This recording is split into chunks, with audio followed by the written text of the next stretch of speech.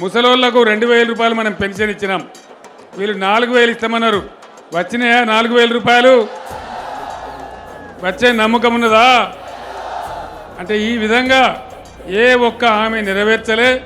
ప్రతిదానికి ఏదో కొండి పెట్టడం, అబద్ధాలు చెప్పడం.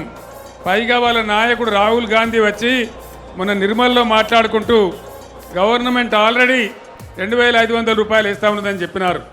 మహిళలకు, ప్రతి ఇంట్లో మహిళలకు 2500 ఇస్తామన్నారు. వచ్చిందా? ఒక్కలకు కూడా రాలేదా? నర్సాపూర్ కాడ వచ్చిందట కదా. తెత్తానే మదన్ రెడ్డి కాంగ్రెస్లో వచ్చిందట కదా. తేలేదా మదన్ రెడ్డి? నిజమా? మరి ఎందుకు పోయిండా మదన్ రెడ్డి? మీ అందరికి కూడా నా చరిత్ర, మదన్ రెడ్డి చరిత్ర తెలుసు. అప్పుడు తెలుగుదేశంలో ఉన్నప్పుడు ఎమ్మెల్యే ప్రయత్నం చేస్తామంటే ఓడిపోయిండు. 2 సార్లు ఎమ్మెల్యే చేసింది కేసీఆరే కదా.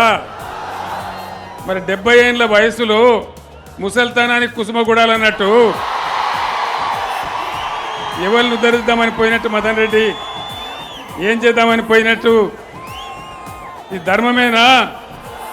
మనందరినీ ఇడిచిపెట్టిపోయిన మదన్ రెడ్డికి మీరే బుద్ధి చెప్పాలని చెప్పి నేను కోరుతా ఉన్నా. అసెంబ్లీ ఎలక్షన్ల కంటే కూడా పెద్ద మెజారిటీ ఇచ్చి వెంకట్రామరెడ్డిని గెలిపియాలని చెప్పి నేను కోరుతా ఉన్నా. మెదక్ ఎంపీగా వెంకట్రామరెడ్డిని గెలిపిద్దాం, ప్రశ్నించే గొంతును పార్లమెంట్ కు పంపిద్దాం.